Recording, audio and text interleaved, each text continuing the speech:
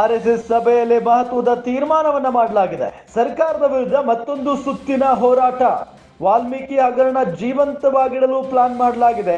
ಜೀವಂತವಾಗಿಡಲು RSS blue print ಅನ್ನ ready ಮಾಡಿದೆ. ಬಳ್ಳಾರಿ ಚಲೋಗೆ ಸಂಘದಿಂದಲೂ ಕೂಡ ಗ್ರೀನ್ ಸಿಗ್ನಲ್ ಸಿಕ್ಕಿರೋದು. ನಿನ್ನೆ ನಡೆದ ಸಂಘ ಸಭೆಯಲ್ಲಿ ಸಂಘ ನಿಶಾನೆಯನ್ನ ತೋರಿಸಿದೆ. ವಾಲ್ಮೀಕಿ ಅಕ್ರಮ ವಿರುದ್ಧ ಹೋರಾಟ ತೀವ್ರಗೊಳಿಸಿ ಒಟ್ಟಿಗೆ ಪಕ್ಷದ ವೇದಿಕೆಯಲ್ಲಿ ಬಳ್ಳಾರಿ ಚಲೋಗೆ ತಾಕೀತು ಮಾಡಿದೆ. ಮೇಲಾಟ ಪ್ರತಿಷ್ಠೆ ಕೈಬಿಟ್ಟು ಒಗ್ಗಟ್ಟಿನಿಂದ ಹೋರಾಡಿ, ನೀವೆಲ್ಲರೂ ಒಟ್ಟಿಗೆ ಸೇರಿ ಸರ್ಕಾರಕ್ಕೆ ಪಾಠ ಕಲಿಸಿ, ಬಳ್ಳಾರಿ ಚಲೋ ರೂಪುರೇಷೆ ಬಗ್ಗೆ ಒಟ್ಟಿಗೆ ತೀರ್ಮಾನಿಸಿ.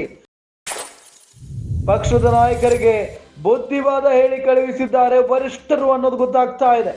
ಆರ್ಎಸ್ಎಸ್ ಸಭೆಯಲ್ಲಿ ಮಹತ್ವದ ತೀರ್ಮಾನವನ್ನ ಮಾಡಲಾಗಿದೆ.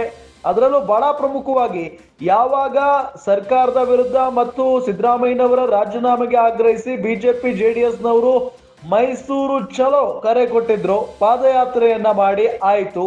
ಅದಾದ ನಂತರ ಆ ಪಾದಯಾತ್ರೆ ಅಷ್ಟು ದೊಡ್ಡ ಮಟ್ಟದಲ್ಲಿ ಯಶಸ್ವಿ ಆಗ್ಲಿಲ್ಲ. ಹಾಗಾಗಿನೇ ಯತ್ನಾಳ್ ಅಂಡ್ ಟೀಮ್, ಯತ್ನಾಳ್, ರಮೇಶ್ ಜಾರಕಿಹೊಳಿ, ಪ್ರತಾಪ ಸಿಂಹ ಇವರೆಲ್ಲ ಒಂದಿಷ್ಟು ಜನ ನಾಯಕರು ಸೇರಿ ನಾವು ಬಳ್ಳಾರಿ ಪಾದಯಾತ್ರೆ ಅಥವಾ ಬಳ್ಳಾರಿ ಚಲೋ ಕರೆ ಕೊಡ್ತೀವಿ ಅನ್ನೋ ನಿಟ್ಟಿನಲ್ಲಿ ನಿರ್ಧಾರವನ್ನ ಮಾಡಿದ್ರು. ಹಾಗಾಗಿನೇ ಬಿಜೆಪಿಯಲ್ಲಿ ಎಲ್ಲವೂ ಸರಿ ಇಲ್ಲ ಅಂತಾನೆ ಹೇಳಲಾಗ್ತಾ ಇತ್ತು. ಅದರ ನಡುವೆ ಈಗ ವರಿಷ್ಠರು ಎಲ್ಲರನ್ನು ಕರೆದು ಬುದ್ಧಿವಾದವನ್ನ ಹೇಳಿದ್ದಾರೆ. ನೀವು ತಂಡವಾಗಿ ಈ ರೀತಿಯಾಗಿ ಹೋರಾಟವನ್ನ ಮಾಡಿದ್ರೆ ಅದು ಯಶಸ್ಸು ಆಗಲ್ಲ. ಹಾಗಾಗಿನೇ ಎಲ್ಲರೂ ಸೇರಿ ಹೋರಾಟವನ್ನ ಮಾಡಿ, ಜೊತೆಗೆ ಈ ಮೂಢ ಹಗರಣವನ್ನ ನಾವು ಜೀವಂತವಾಗಿಡಬೇಕು. ಸಿದ್ದರಾಮಯ್ಯನವರನ್ನ ಕೆಳಗಿಳಿಸುವುದಕ್ಕೆ ಇದೊಂದೇ ದಾರಿ ಇದೆ. ಹಾಗಾಗಿನೇ ಎಲ್ಲರೂ ಸೇರಿ ಹೋರಾಟವನ್ನ ಮಾಡಿ ಅಂತ ಹೇಳಿ ವರಿಷ್ಠರು ಬುದ್ಧಿವಾದವನ್ನ ಹೇಳಿದ್ದಾರೆ.